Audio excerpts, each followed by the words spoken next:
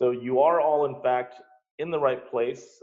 This is the third of the ongoing weekly coronavirus webinar series from Data Central. Today's topic is money matters. It's going to be all about personal spending, financial and economic outlook, what it means for places that sell food and places that serve food and beverage. And I'm joined today by Colleen McClellan, one of my really bright colleagues at Data Central. This is a weekly webinar, so it happens every Friday at 2 p.m. We sort of see it as being like a big industry party in a way. There are thousands of you already signed in, and that number is just going to continue ticking up for the next several minutes as people file in. And this is your chance to say hi to all your colleagues too. That's why we really encourage you to use that chat feature and just give us a sense of connectivity. It means a lot to all of us, and it's it's a lot of fun too. We have heard that a small handful, I think this is like 1% type of territory, but a small handful of companies have had Zoom as a platform blocked. So if you can't do Zoom, there is a YouTube live streaming option that you could use. It's not nearly as cool because you don't get to have like the fun chat and the Q&A and everything and the live polling. So I'd say definitely use Zoom first, but if for some reason the IT department has locked you down from Zoom, you do have a YouTube live stream option as well. And most importantly, we really just want to say thank you. Look, it's Friday. You probably all have things that you want to do right now. For some of you, it may have been a stressful week as well. You're deciding to spend time with us. It means a ton. And the one promise we can give to you every single week as we do these is we promise you're going to learn something new. We promise we're going to show you something in a new way. And we're going to do our best to keep you entertained and upbeat as well. So with that in mind, just one last public service announcement. That chat button is your best friend, and it is your best way of communicating with the thousands of industry peers that you have on this webinar right now. So use it, but when you do, make sure you choose the all panelists and attendees option so that what you send goes out to everybody. Otherwise, only Colleen and I can see your comments. So if you want to let us know where you're dialing in from, what restaurant you're looking forward to, what you just had for lunch, any musing that you have about the world, just go for it. We're all in this together, and we'd all love to hear from each other too. So by all means, smash that chat button and go crazy. And also, I think most of you probably are aware of the coronavirus resource page available at datacentral.com. It's got a ton of stuff on it. I think we are up to like 13 or 14 reports that we've been tracking for the past several weeks now. There's a number of interviews, videos, state restaurant closure maps, deep dives into what restaurants and other places are doing to innovate and reinvent themselves during this time. All in all, I think there's nearly 30 pieces of content up there with brand new data going up virtually every single day. So please use that resource. And our ask of you is, Data Central is doing this completely, we're funding this ourselves and doing this completely free for the industry to try to bring things back as quickly as we can and to accelerate that recovery. The way we do that best is if we all share good information. So please use what you can there. Use it any way you want, internally, externally, with your executive team, with customers, you name it. Just encourage others to do the same too. The more we use good information as an industry, the faster we come out of this in great shape. So thank you for that. Over the past, since last Friday, we've updated with 2 additional brand new reports at that link, one on K through 12, if that's a segment that you work in, and some of the material that you'll be seeing today on money matters and people and shopping and going to restaurants. There is a new interview about food safety and coronavirus, as well as updated traffic briefings and new restaurant closure maps as well. So I thought we'd sort of kick things off with just a quick poll, and let's do one. So how about this? Let's try this one. You should be seeing a poll pop up right about now. So compared to last week, today, would you say you're more optimistic, less optimistic, or no change?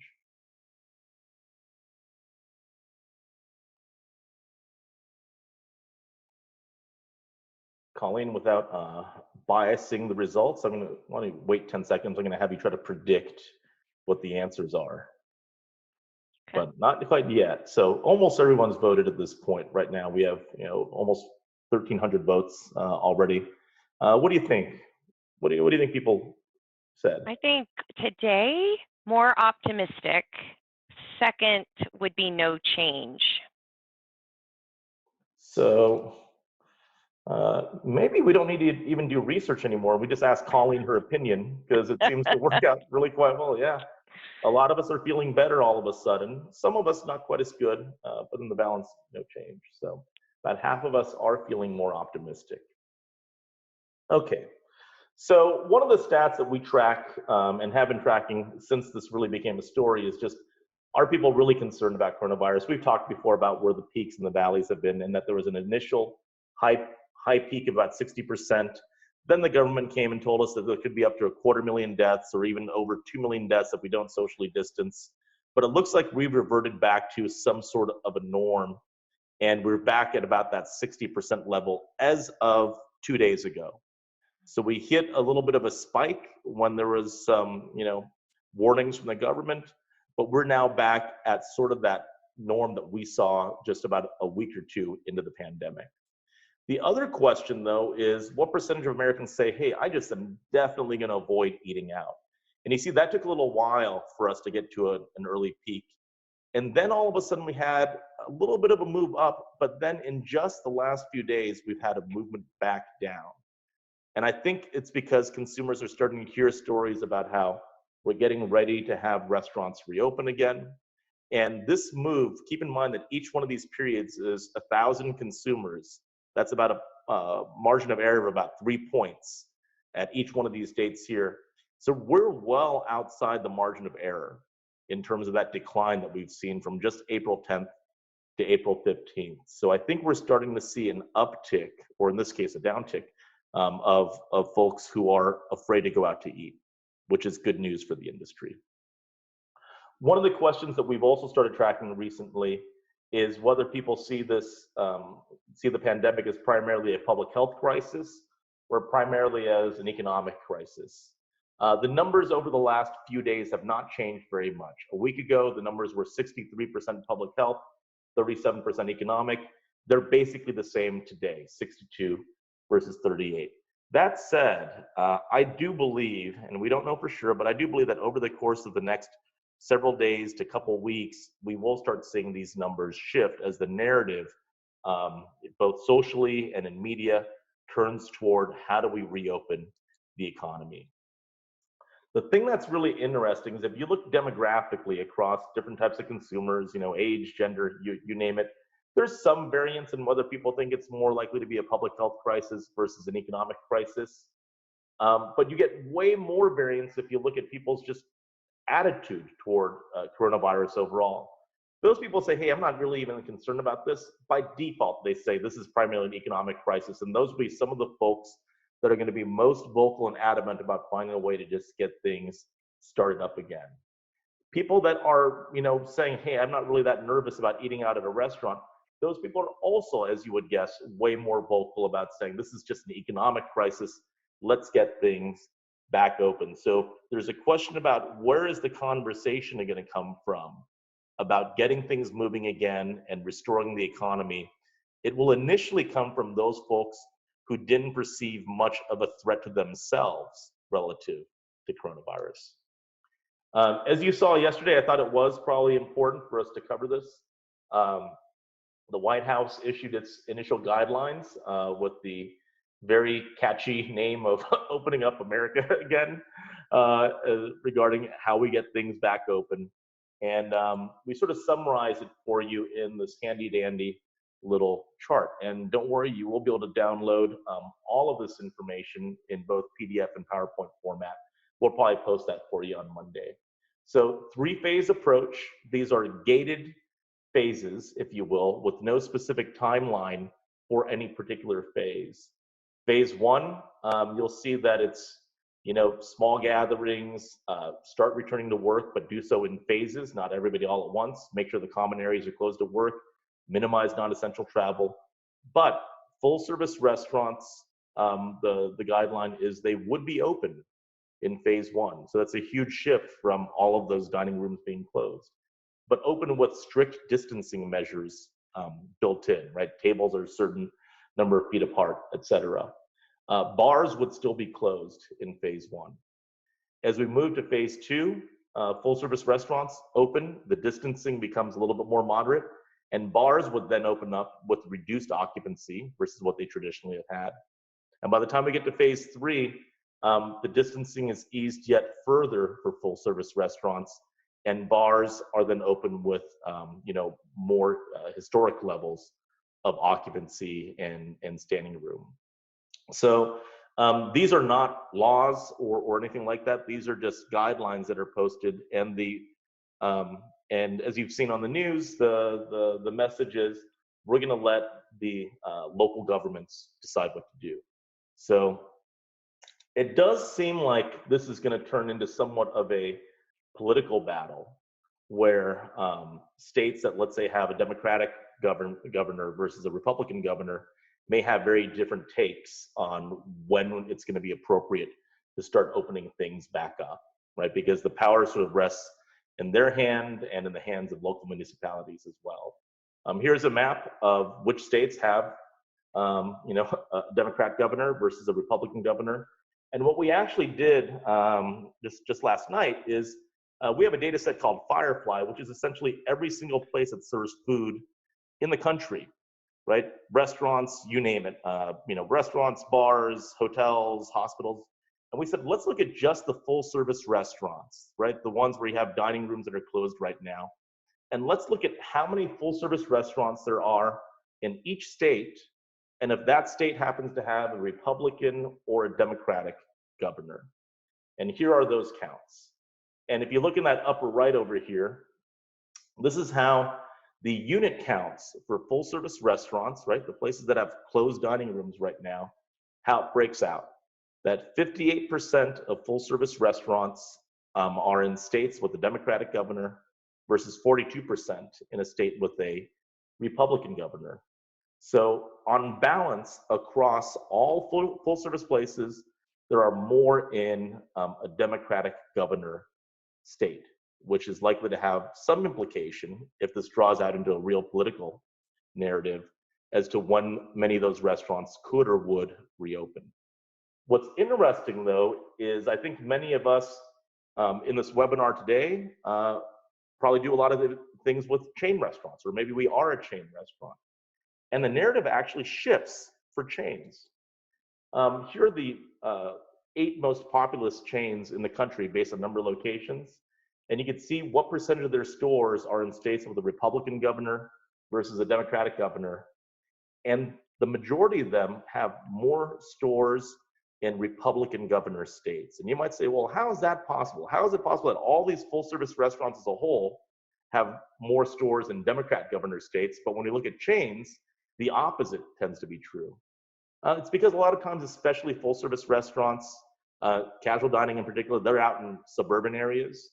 And states that have many, many suburban areas will oftentimes lean right politically, whereas those that have urban areas and everyone's doing big city living, those will often lean left politically. So if this does turn into something that's politically charged, let's say, and that the opening timelines align with the political philosophy of whoever's running that state, you could see chains on average, their full service dining rooms opening up more quickly than that of independents. But not all chains necessarily, right? I mean, for the big ones, that seems to be the case because they're distributed across so much of the country. But for those that are sort of more regional in area, and here's just a couple of examples, like Black Bear Diner, the vast majority of their stores are in Democratic governor states. The Islands, the burger place, great burgers there. The vast majority of their stores are in Democratic states. So you might want to look too at the particular companies that you represent or the brands that you're working with or selling to understand what the impact will be for them. Again, this is all moving very, very quickly. But if this does turn into something that's pretty political, this is just one other data point to consider. So I wanted to ask you one more question. Let's see if we can get this poll going. So if you had to guess, when do you think a majority of restaurants across the US will be open for dining again? Not when they're going to start, but when do you think a majority of full service dining rooms will again be open?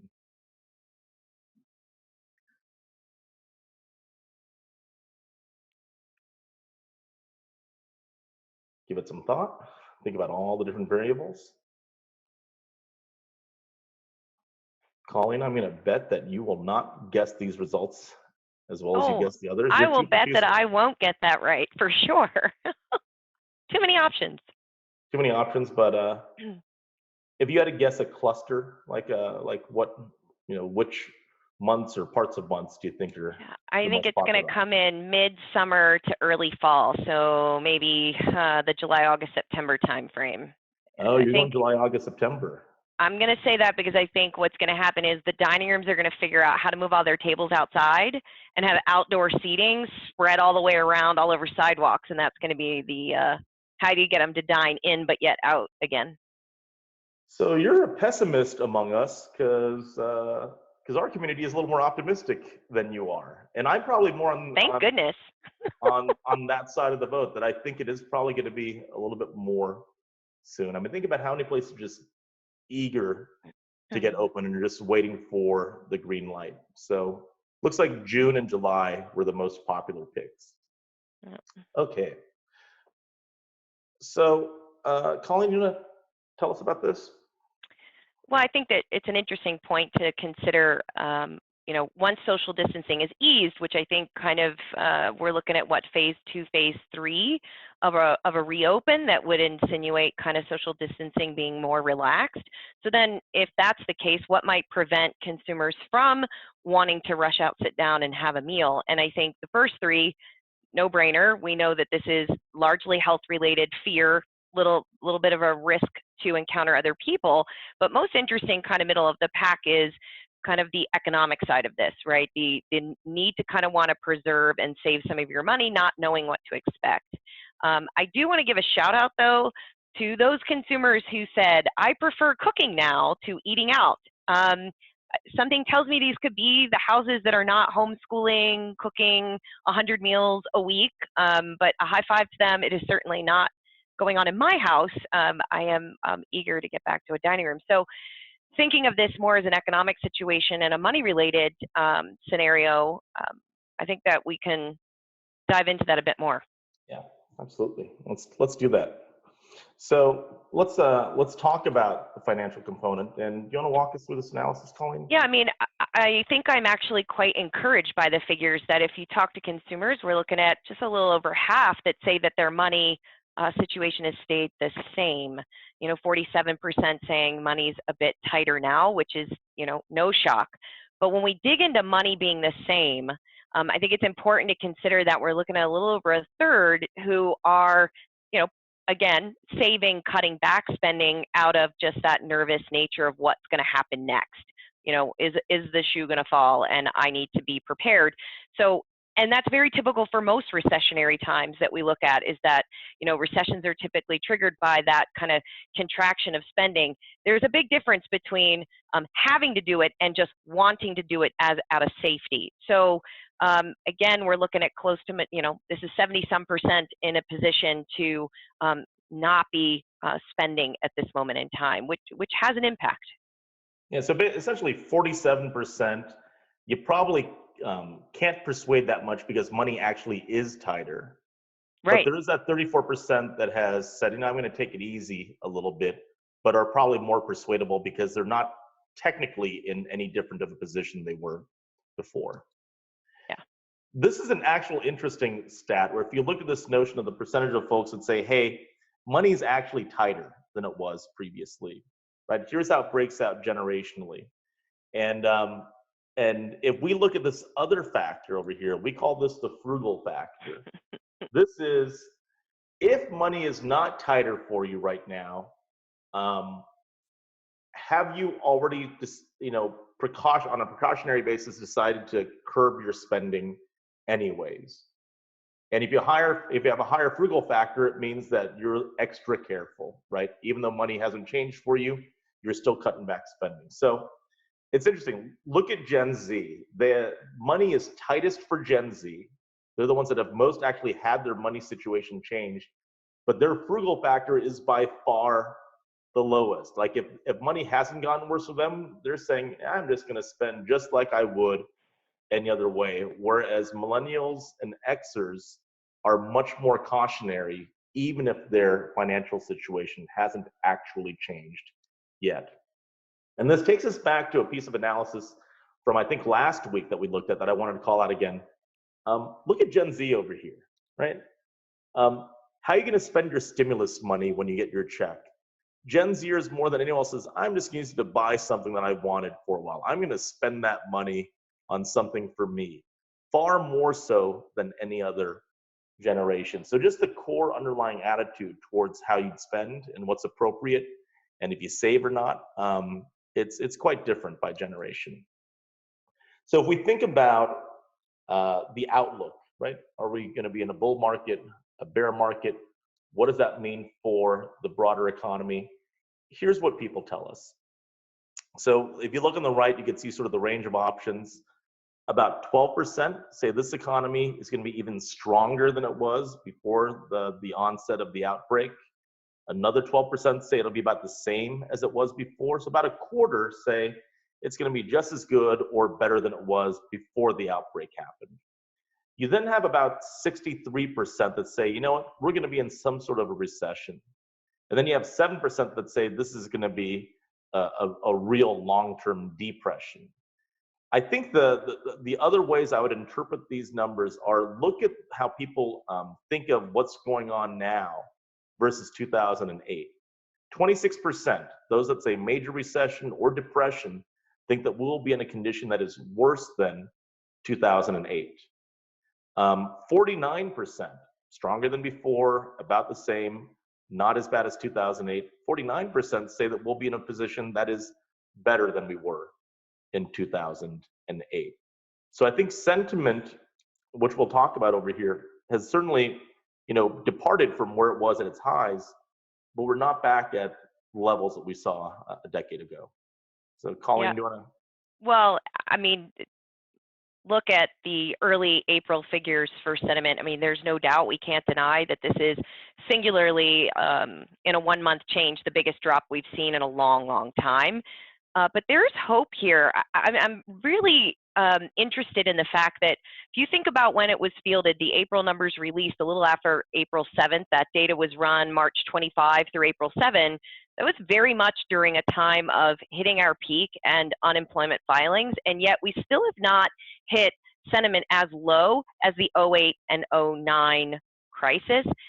I think that this is two factors driving that. One is that we were in an economic situation in a much better position, if you will, than where we were going into 2008 financial crash. And secondly, that this was a shutdown. This is very different. This is a mandate. And so, again, those that are home and saving, 50-some% saying that their money situation is the same.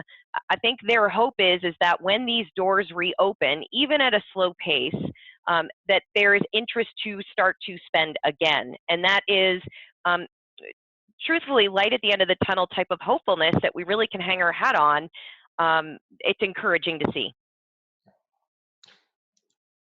So let's do one more quick read. Let's see how you feel about this one, Colleen. Oh, here's a good one. Let's try this one over here. Which one of these industries do you think will recover most quickly once people start going back to work? So read the list, make sure you pick the appropriate one. So what's going to see the quickest rebound? And try to not include any of your personal biases about the industry you might work in already. Just what do you think? So we are seeing a very clear favorite in this, Colleen. I'm going to give you a couple seconds so we get a few more votes in so you don't bias too many people. But would it surprise you if I told you that over 65% of people are choosing one particular option here? I was torn between two, so. Yeah, right now, 69% have chosen one particular option. All right. Well, let's try the opposite. There's two that almost no one has picked. Okay, I think I could probably guess that. Can you guess what those two are? I feel like hotels might be in that group. And what was the other one? Was there airplanes on there or airlines? Oh, you can't see the poll? No. Oh, so it's restaurants, So, airlines, movie theaters, personal services like salons, yeah, spas, barbershops, retail shops, and hotels. yeah, I think hotels is definitely going to be on the lower side there. Yeah, let's take a look at the results. It's like personal service and restaurants, right? Yeah. Personal services by a landslide. Yeah. I figured some industry bias was going to make its way into this and we'd see restaurants at like 60, 70%, but it's personal services with not even a clear second, and then hotels and movie theaters with very few people.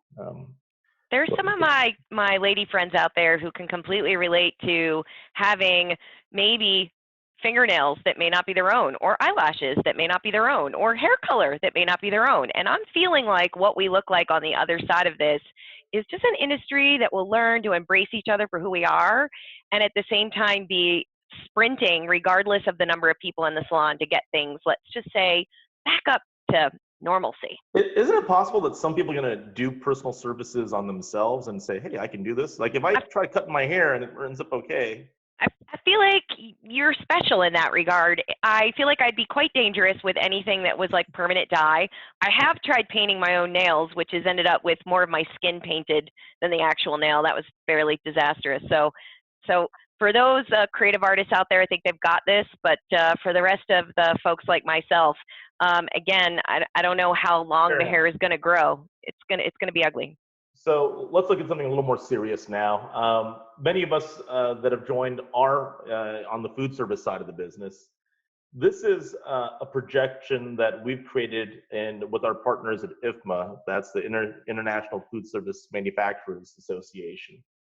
And this basically shows how much of what a regular 2020 year we would capture if the economy starts opening on a certain date, right? So the blue area is how much of a normal 2020, how much of that business the industry will keep, and the red is how much of that business it would lose if the economy took this long to start reopening. And here the operative part is to start reopening, not that everything's open by then, but that the opening process begins then. And here's how it sort of works. In the miracle, which this is clearly not going to happen, but let's just say hypothetically that places really started opening up this coming Monday. For the calendar year 2020, food service revenues or operator spend, however you want to look at it, would be down about 15% for the year. If we open up in mid-May, right, which to me seems like a fairly reasonable estimate at this point, we'd be down about 19% for the entire 2020 calendar year. If it goes on until middle of June, the net impact is about 23%. If we go to the end of July, we're looking at 28%. If we go to October, we're down about 37%. And if things don't open up at all, we just sort of stay in this current state of limbo that we are right now, the industry would be down about 44% from what a normal 2020 would have looked like.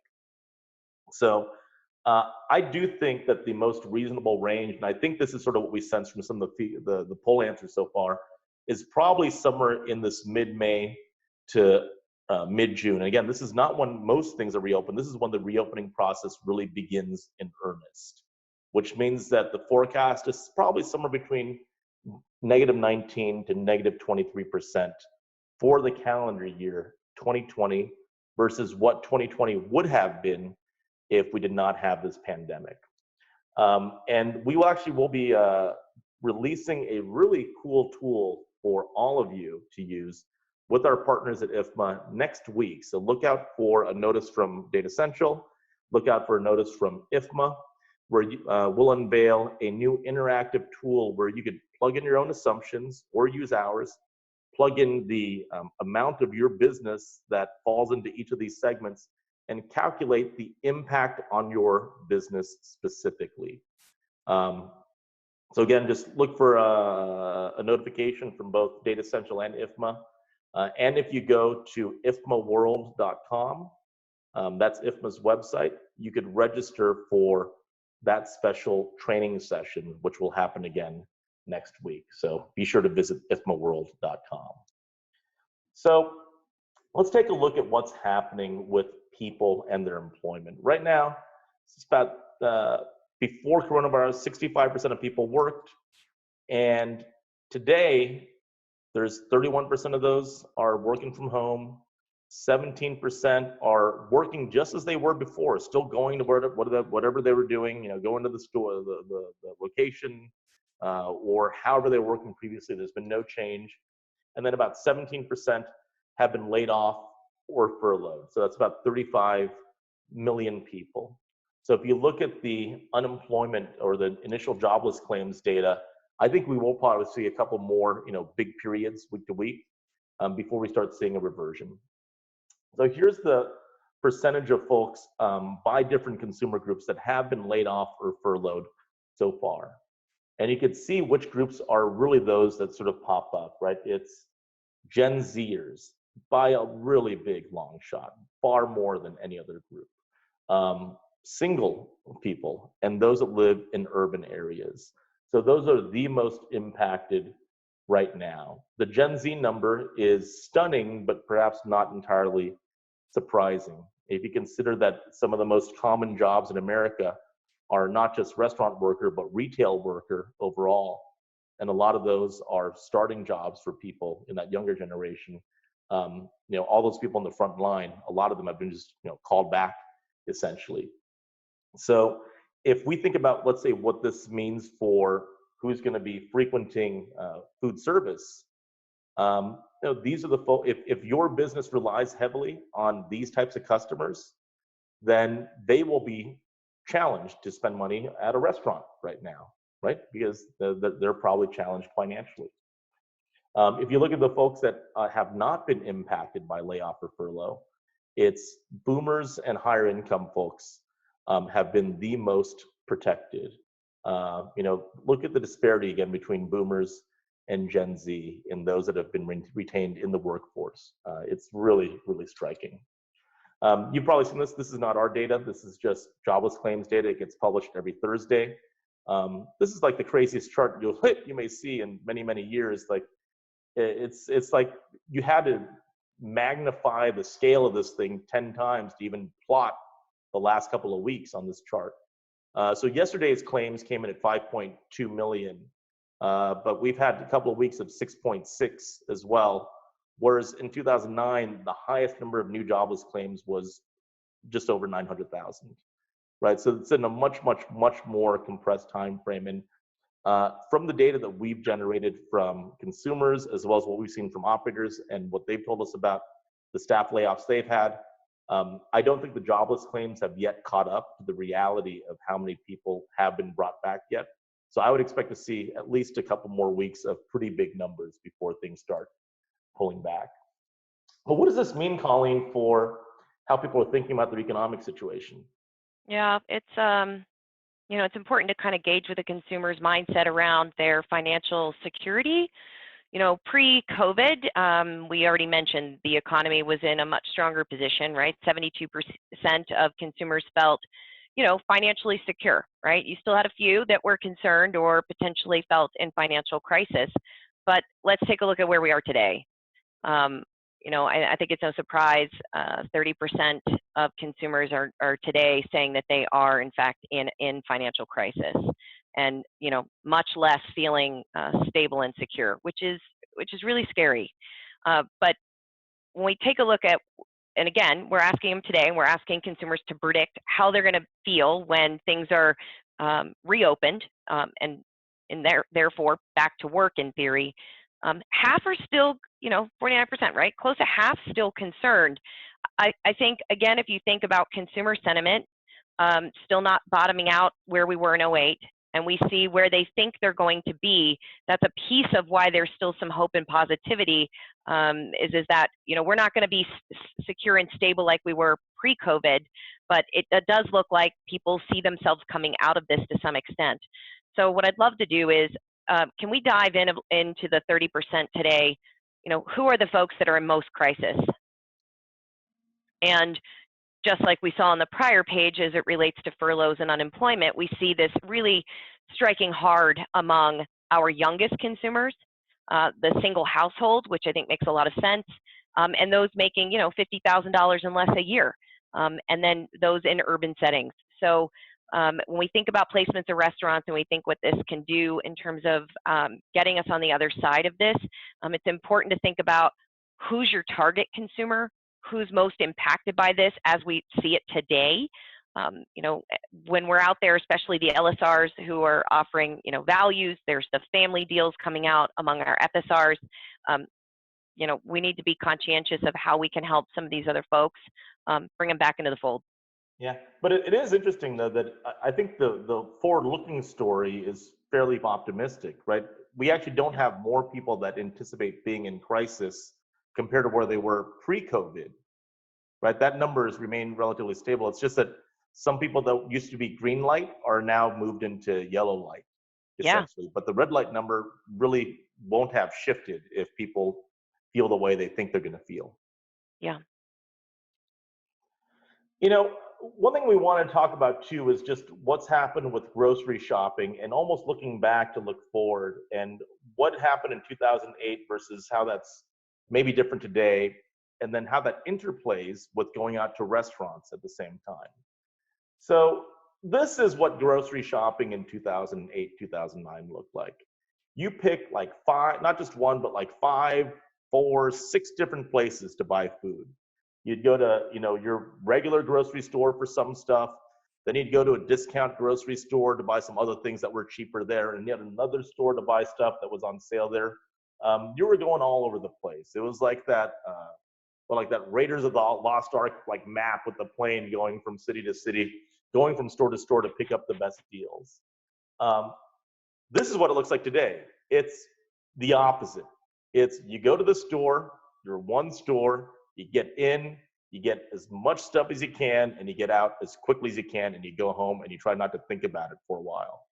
Instead of going to multiple stores, you're just going to one place, and you're not looking for the best deals, you're just looking to get your supplies, essentially. It's the exact opposite mentality. I mean, so what do you see, Colleen, with just empty shelves and whatnot?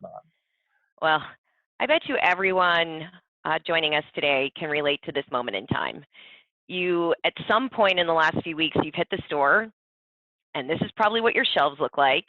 And here's what I'm imagining most folks are feeling, right? As you think about the nervous nature of being around a lot of people. So you may or may not be the primary shopper, but you've been given the list, you've got a spot at the parking lot, you go in the store, and now it's like a video game, right? The idea is that I got to get in and I got to get out, and I'm supposed to achieve what's on the list, and I may or may not have brands listed on the list, right? So let's take a look at what I feel like this is the emotional state of the consumer when they are in a grocery store today. So you get to the store, right? You've got your list, and now you got to make a choice. So let's reveal our first decision point. So you get to the aisle, and of course, you've got a list maybe with a brand on it. You've seen what is in the house normally. You're going for it. So you get there. Regular brand, in stock or not, is the big question. What do you do? Okay, so if it's there, you get it, no problem, you're moving on. But what happens if the shelf looked like that last picture, right? This has literally happened to me. I get into the aisle, it's like the cereal aisle. I'm looking for oat bran. I am convinced that I'm literally the only human being in my entire community that actually buys this product. So it's not even cycling through my mind that the shelf is going to be empty. I get there and I'm like dumbfounded. It's empty. I'm looking around going, it's not even about brand now. I'm just going, it's oat bran. Like, where did it all go? So now I'm like looking on the ground level shelf, like, did they just move it? How is it empty? And so what you end up doing is saying, what? If it's not just your brand's missing, what if the product's not there? Then what do you do? So this leads us to our next choice. Do I skip it or do I try something new? In my case, it was a giant sack of what looked, I thought, of oats. And of course, it was a monster bag of it. I bought it. Oh, yeah. And then it turns out that it's the kind you have to slow cook. You can't even like microwave it. So now I have to like have another device like an Instapot to even make it in a reasonable time to eat it. So I imagine that there's a lot of consumers out there who are not choosing skip it, but are in this utter panic mode of saying, you know what, okay, I don't know, it's on the list. I got to get out of here. You know, kids, people at home, grab it. Now I've got a cart of just random stuff. This is like guys' grocery games on steroids and not in a good way. So then what happens once you get home and you've unpacked it? Now you know you've got other eyeballs in the house majority of the time judging you, going, you got what?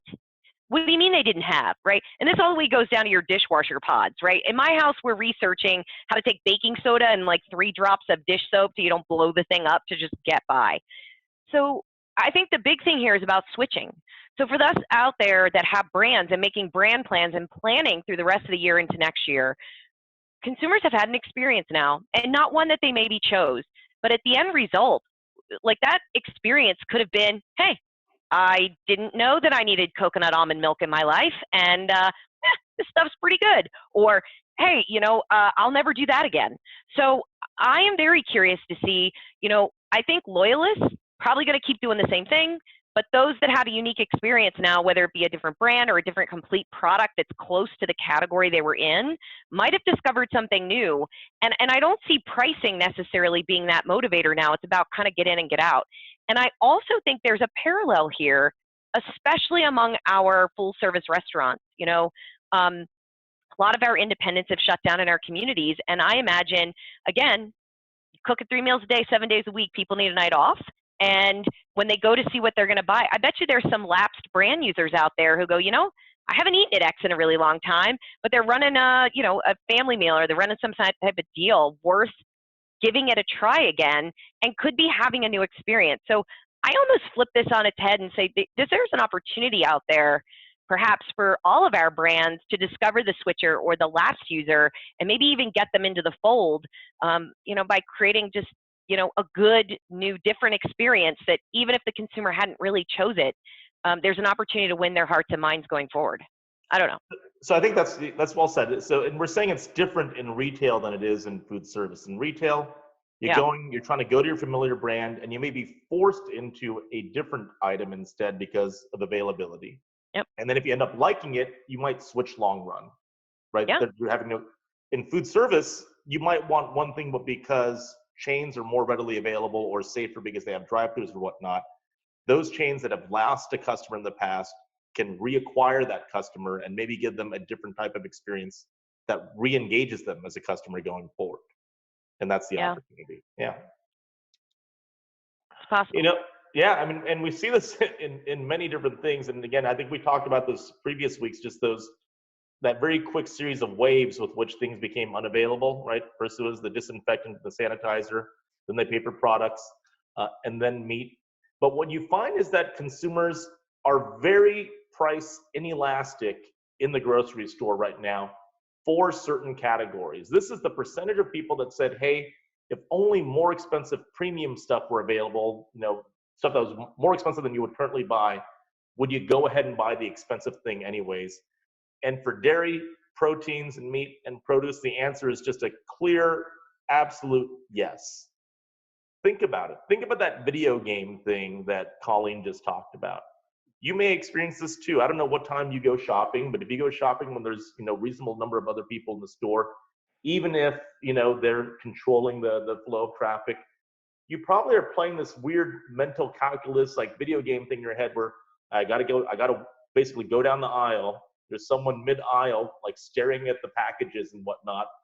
Do I dare stand and step in front of this person and cross their paths for 1/10 of a second? What are the odds that this person's going to sneeze in that 1/10 of a second that I'm, you know, passing in front of them? It makes you want to just do what you got to do to get what you got to get and get out of there. Price sensitivity goes out the door. It becomes less about, is this thing reasonably priced, and more about, do I need this item at all?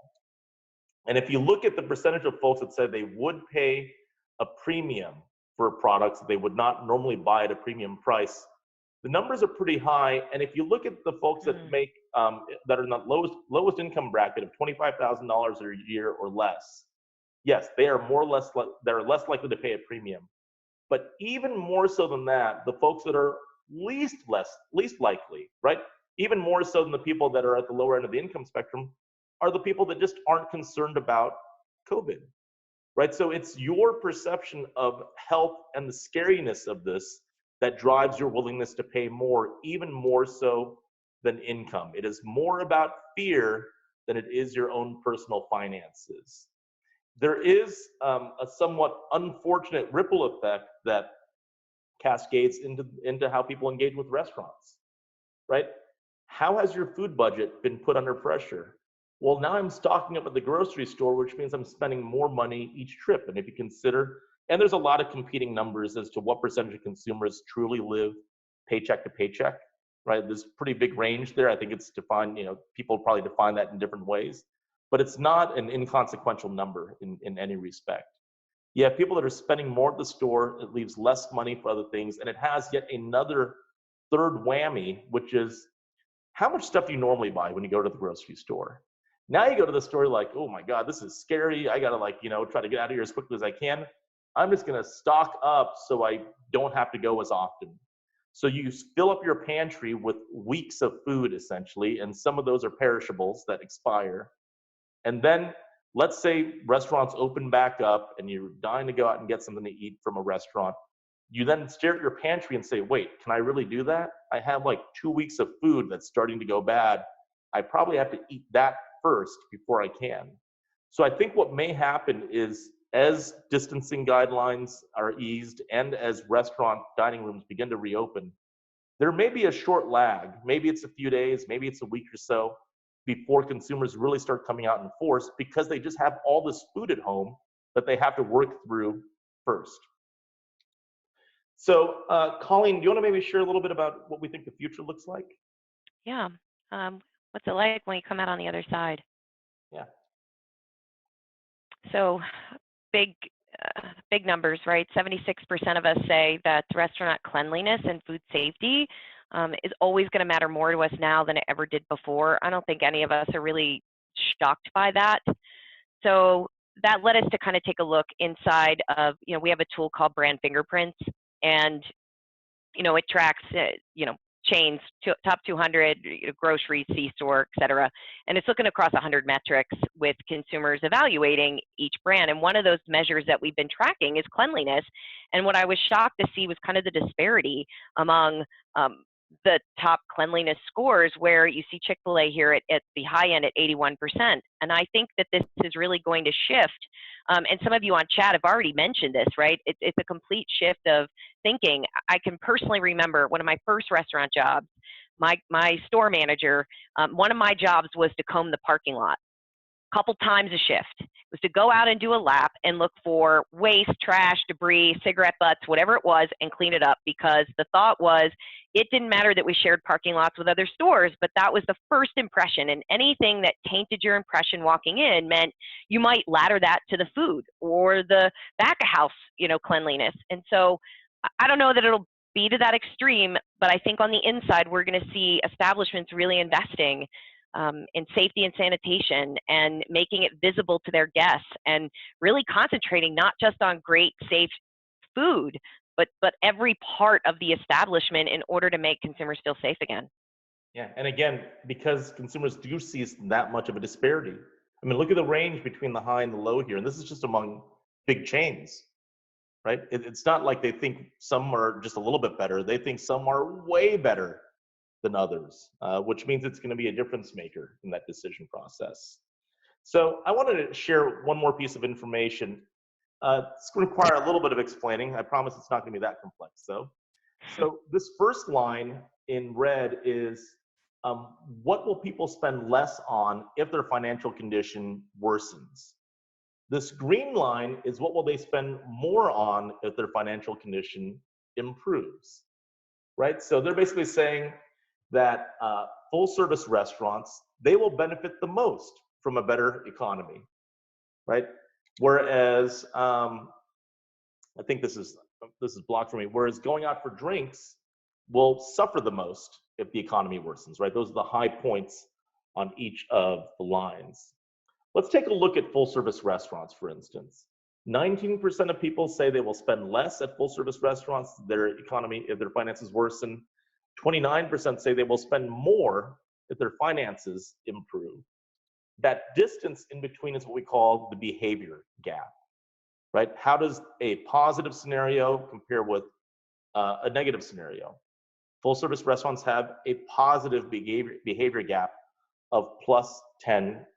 So that they have more to gain than they do to lose if the economy moves one way or the other. So that's good news. The question then is, what does that behavior gap look like for different groups of people? So here's the behavior gap for Gen Zers, right? So again, the middle is a 0, and if you're above that line, you have a positive gap. Below that line, that item has a negative gap.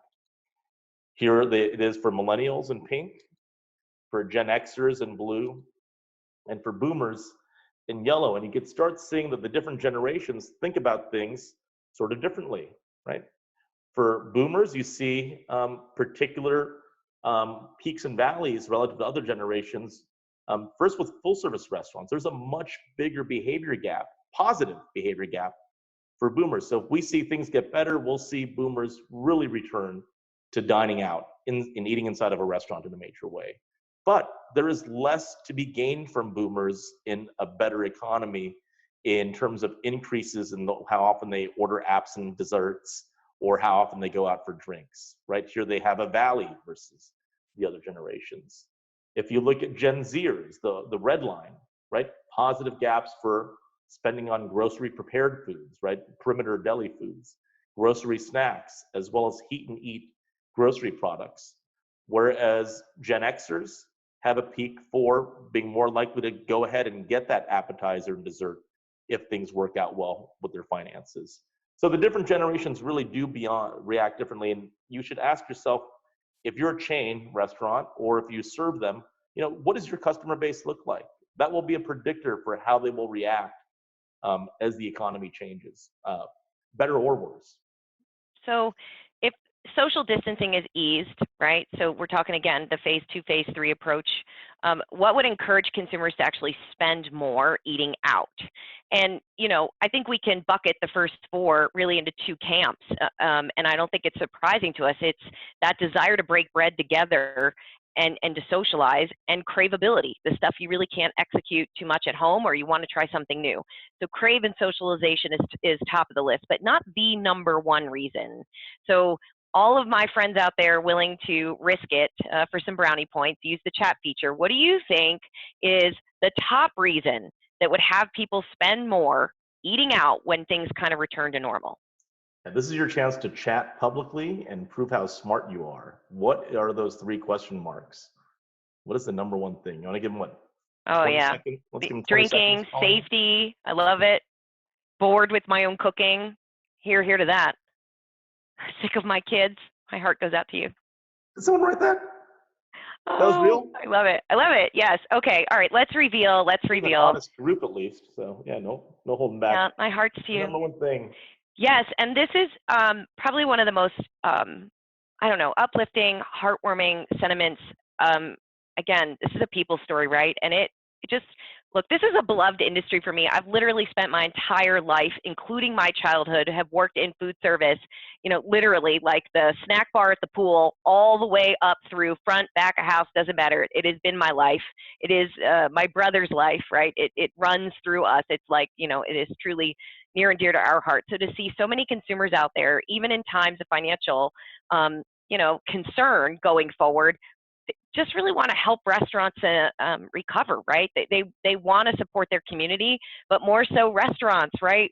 We are hospitality. We make people feel good, and no one wants to lose that. So I don't know about you guys, but on a Friday afternoon, this was the best part of the story coming out of the data this week for me.